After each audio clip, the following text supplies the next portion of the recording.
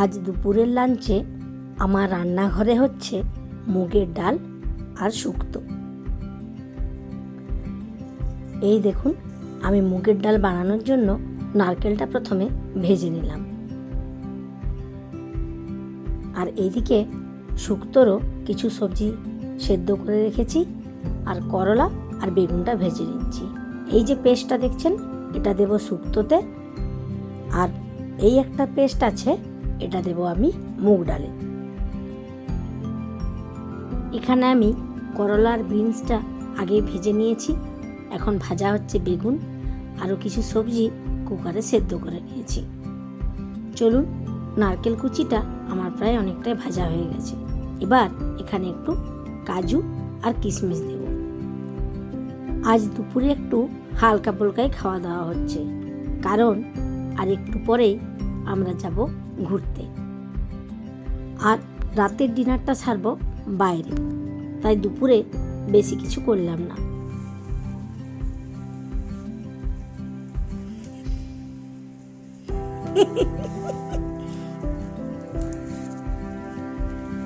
চলো চলো চলো, আমার গুলো কোথায় আছে রে? ব্যাগটা নিয়ে, ফোনটাও গেছে, কোনদিন চেঞ্জ করতে হবে। আমরা টিপিনি তো, তাই বলে লিফটে নামছে না কেন? লিফটে দাঁড়িয়ে আছে, লিফটে টিপতে ভুলে গেছি, কত নম্বর লিফট চুপচাপ দাঁড়িয়ে আছে। দাঁড়াও, আমরা এখন বেসমেন্টে যাচ্ছি, চলো। ওরা তিনজন নেমে গেছে। ও দীপ্রদা ওখানে আছে, দীপ্রদা ওখানে। চলো অনুষ্কা, এখানে পাপা। কিটা আমরা এখন উঠে পড়েছি গাড়িতে। সামনে বসেছে বাবা, আর ড্রাইভারের সিটে আছে তার ছেলে সুব্রত, আর পিছনে আছি আমরা চারজন, মা, অদ্রিত, অনুষ্কা আর আমি। এই যে প্ল্যানটা, এটা হঠাৎ করেই কাল রাত্রিবেলায় 11টা-12টার দিকে প্ল্যান হলো। বিকেলবেলায় আমরা 3টের দিকে একটু যাব ঘুরতে। এখন আমরা ব্যাঙ্গালোর শহর থেকে অনেকটাই দূরে চলে এসেছি, আর আমি যখনই এই রাস্তা দিয়ে যাই, আর এই যে গাছগুলো দেখছেন, দুটো রাস্তার মাঝখানে এই ফুলের গাছগুলো দেখতে কি অসম্ভব ভালো লাগে, তা আর বলার নয়। দাঁড়ান, আপনাদের তো বলাই হয়নি আজ আমরা কোথায় যাচ্ছি। আমরা যাচ্ছি Anantapur.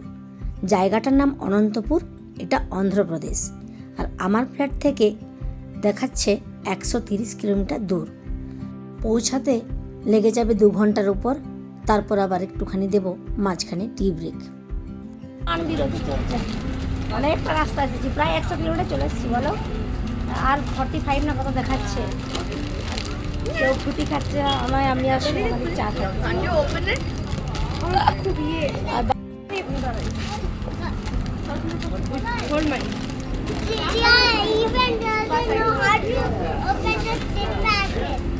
What about you? Do you know? Then trying. I'm not asking you. মাজা ফুটি কিছু খাবেন? মাজা ফুটি। বাবা মা দুজনেই দুধ চা খান না, খেলেও লিকার চা খান। আবার সব জায়গায় দেখবেন লিকার চাটা পাওয়াও মুশকিল হয়, তাই দুজনেই, একজন কোল্ড ড্রিঙ্কস আর একজনকে জলজিরা কিনে দিলাম। চায়ের দোকানেই অদ্রিত জুস খেতে গিয়ে ভিজিয়ে ফেলেছে তার বাড়ি থেকে পরে আসা জামাটা। ভাগ্যিস ব্যাগে আরও 2-3খানা সেট নিয়েছিলাম সাথে, জামা প্যান্ট দুটোই তাই চেঞ্জ করে দিয়েছি।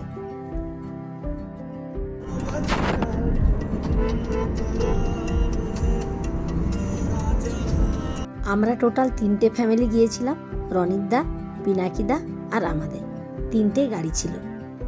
এই চা খাওয়ার পর একটু চেঞ্জ হয়ে গেল, বাবা মা এখন আছে রনিতদার গাড়িতে, আর আমাদের গাড়িতে এসেছে দীপ্রদা।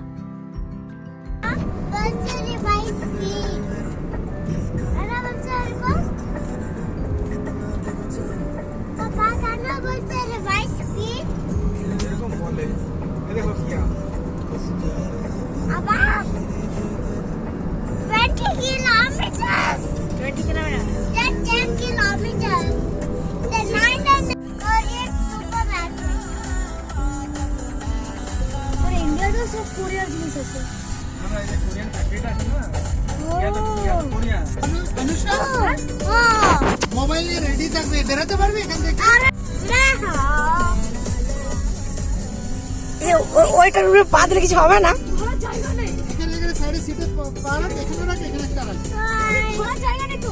ধরতে হবে না, কিছুই লাগবে না, ধরতে লাগবে না, লাগবে না। লাগবে না। তুই দেখ পাপার এদিকে একটা পা দে, পাপার সিটে। এখানে একটা পা দে, এখানে একটা পা দে, এখানে একটা পা দে। হ্যাঁ, আর আঙ্কেলের দিকে একটা পা দে, দিয়ে তুই দাঁড়া, দেখ দেখ। দাঁড়া, হ্যাঁ, বেরো।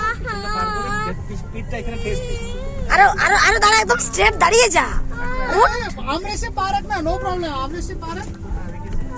হ্যাঁ, বেরো।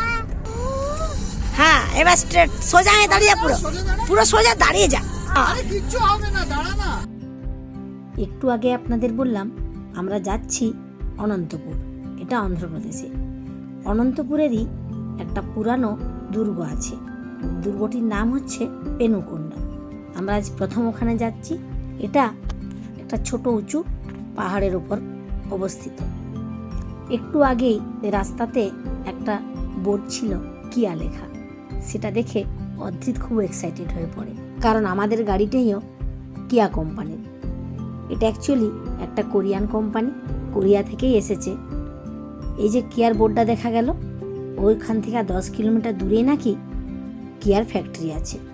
কোরিয়া থেকে গাড়ির যে বডি পার্টসগুলো ওই ফ্যাক্টরিতে আসে, ওখানে গাড়িটাকে বানানো হয়, তারপর সেটা শোরুমে নিয়ে যাওয়া হয়। আর রাস্তায় আস্তে আস্তে একটা কোরিয়ান রেস্টুরেন্টও দেখেছি।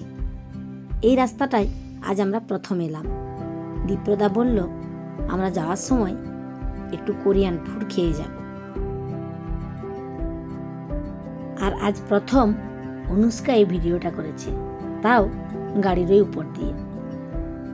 প্রথমটা একটু ভয় পাচ্ছিল, পরে বলছে বেশ ভালোই লাগছে মাম্মা। তো পাহাড়ি রাস্তা, টার্ন আছে, ওকে জোর করে সাহস দিলেও মনে একটু ভয় আমারও ছিল। যাই হোক, সুন্দর একটা ভিডিও করেছে, তাই আপনাদের কাছে সেটা আমি তুলে ধরলাম। যারা আজ আমার ব্লগে প্রথম, আমার চ্যানেলটিকে একটু সাবস্ক্রাইব করে দেবেন, আর পাশে থাকা বেল আইকনটাই একটা ক্লিক করে দেবেন, যাতে আমি রেগুলার বেসিসে ভিডিও দিলে আপনাদের কাছে নোটিফিকেশান পৌঁছে যাবে। আর যদি আমার এই ব্লগটি ভালো লেগে থাকে তাহলে একটা লাইক করে দেবেন, আর যদি ইচ্ছে হয় একটু বন্ধুদের সাথে শেয়ার করে দেবেন।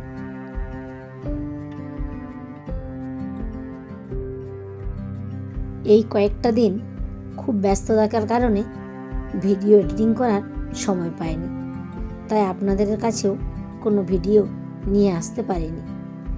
এবার থেকে আশা রাখছি আমি রেগুলার একটা করে হয়তো ভিডিও আপনাদের উপহার দিতে পারব। যদি আপনাদের ভালো লেগে থাকে, এর পরের ব্লগটা যদি দেখতে চান একটু জানাবেন, তাহলে আমি খুব শীঘ্রই পরের ব্লগটা নিয়ে আসব। এখন আমরা অনন্তপুর থেকে পেনুকোন্ডাতে উঠছি। এই সাউথের জায়গাগুলোর কি অদ্ভুত অদ্ভুত নাম, যখন আমরা উচ্চারণ করি, উচ্চারণ করতে গেলে একটু কেমন লাগে, আর শুনতে গেলেও কেমন লাগে। এই দেখুন, বকবক করতে করতে আমরা পাহাড়ের অনেকটা উপরে চলে এসেছি, আর এখন টার্নগুলো যেন আরও কাছাকাছি। তাই আর বেশি ভিডিও না করে অনুষ্কাকে নামিয়ে নিলাম। আমরা প্রায় পৌঁছে গেছি ওই দুর্গের কাছাকাছি। দুর্গটা নাকি বহু পুরানো। বাদিক থেকে জানলা দিয়ে সুব্রত দেখে বলে সব ভেঙে চুরে একাকার। ব্যাঙ্গালোর থেকে আমরা বেরিয়েছিলাম প্রায় 3:30। তারপর এতটা রাস্তা, মাঝখানে টি ব্রেক, আবার গাড়ি তেল ভরা, এইসব নিয়েই আমরা পৌঁছালাম প্রায় সন্ধ্যের দিকে। দেখার তেমন কিছু একটা নেই, অনেক পুরানো ভাঙা একটা দুর্গ। আর ওই দেখুন, ওখানে গাড়িগুলো সব লাইন করে রাখা আছে, আর ওই গোলাপি জামা পরাটা বাবা, সে আর উপরে উঠলই না দেখার জন্য। ভেতরটাও ঘুটঘুটে অন্ধকার ছিল, তাই ওখানে আর কোনো ভিডিও করতে পারিনি। আর ছিল পুরানো ভাঙা কিছু ভগবানের মূর্তি, তেমন বিশেষ কিছু ভেতরেও ছিল না। দেখুন, দেখতে দেখতে এখন সন্ধে হয়ে গেল। এবার বাড়ি ফেরার পালা। আমরা একটুখানি হেঁটে হেঁটে নামলাম, নামার পর দু একটা ফটো নিয়েছিলাম। তো চলুন এবার ব্যাঙ্গালোরে ফেরার পালা। এখন 130 কিলোমিটার জার্নি। মাঝখানে হয়তো আরেকবার চায়ের ব্রেক নেব, কারণ পৌঁছতে প্রায় 9টা সাড়ে 9টা বেজে যাবে। আর ওখানে বিশুদা আর অন্তরা ওরাও আমাদের জন্য অপেক্ষা করে থাকবে। আমরা আজকে ডিনারটা সবাই মিলে করব আমাদের সেই পরিচিত ইডেনে।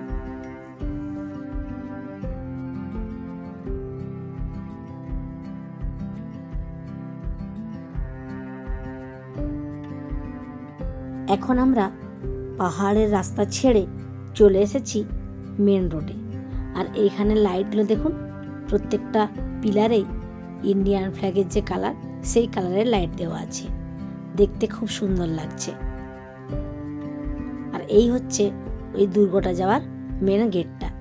আপনাদের আসার সময় বলেছিলাম যে আমরা আজ একটু কোরিয়ান রেস্টুরেন্টে যাব, কোরিয়ান ফুড ট্রাই করব।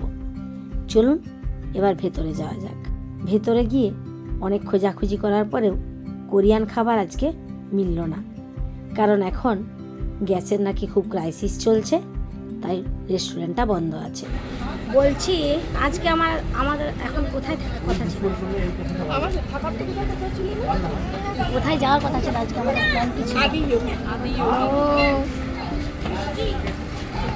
ক্যাফে যাওয়ার কথা ছিল। মানুষের লাইফ দেখো। কালকে ভেবেছিলাম এই সময় আমরা এখন আমরা ঘুরতে চলি ক্যাফে কফিতে যাওয়া হবে। আমাকে অতি ফোন করে বললো যে তুই টাইম বার করে তাহলে যাব। আমার একটা গেস্ট আসার কথা ছিল আসতে, সে মোটামুটি আমাকে সে আমাকে সারপ্রাইজ দিয়েছে। সে হচ্ছে যাচ্ছে গোয়া, ব্যাঙ্গালোর এয়ারপোর্ট থেকে মানে ফ্লাইট চেঞ্জ করে, ঠিক আছে। আর সত্যি এয়ারপোর্টের লোকেশন আমাকে পাঠিয়েছে উড়িষ্যা। ভাবি লাঞ্চ রেডি করে রাখো, আমরা আসছি। আমাদের তো খাওয়া হয়ে গেছে তবে, ঠিক আছে। আচ্ছা রেস্টুরেন্ট তো আছে, না সবজি তরকারি তো আছে, আমি ভাত চাল বাড়ি বসিয়ে দেবো। তারপর বলছে না না আজকে যাচ্ছি না, আজ একটা বন্ধুর বাড়ি যাচ্ছি, সানডেতে যাবো তোমার বাড়ি। কালকে ফোন করলাম তাকে, ফোন করে তো তখন বলছে আমি তুমি কার কোন বন্ধুর বাড়িতে আছো, কত দূরে, লোকেশন বলো। না তোমার ওখান থেকে 400 কিলোমিটার। 400 কিলোমিটার বলছে। আমার বিশ্বাস নেই, কোথায় গেল না। তখন বলে আমরা গোয়াতে। আমি তো এদিকে বিরিয়ানি করবো, কি বানাবো সব রেডি। বললাম না যে ওরা আসবে, এরকম কখন আসবে জানি, ওই জন্য ফোনটা করেছিলাম। তো আমি এবার নেট আবার সে লাইভ লোকেশন পাঠিয়েছে, সেটা দেখছি। তখন 600 কিলোমিটার আমার ঘর থেকে, সত্যিই গোয়াতে চলে গেছে। ওই জন্যই তখন পত্রিকা আমি মেসেজ করলাম যে আমি তাহলে আসবো। ওটা আমাদের ছিল প্ল্যান, এক হলো আরেক। মানে মানুষের লাইফ, আজ এখানে কাল কোথায় থাকবো কি হবে। আমাদের টিকিট প্ল্যানটা ডিউ রাখ, যখন হবে আমরা যাবো শুধু মেয়েরা। জল ঠাম্মার ওখানে আছে, যাবো। বাচ্চাগুলোকে বাবাদের ম্যানেজ করছি। সেদিন যেরকম দেবাঙ্গনার বাড়ি থেকে ভারতীয় সিটি ফিটি ওই সব জায়গায় যাবো।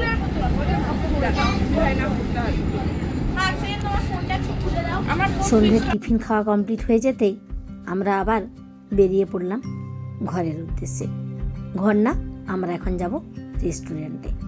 এখানে আজ ডিনার করে তারপর যাব বাড়ি। চলুন, এর সাথে সাথেই আজকে আমি আমার ব্লগটা এখানেই শেষ করলাম। আবারও আসবো একটা নতুন ব্লগ নিয়ে, নতুন কিছু নিয়ে। ততক্ষণে সবাই ভালো থাকবেন, সুস্থ থাকবেন। আজ তাহলে আসি, দেখা হচ্ছে পরের ব্লগে।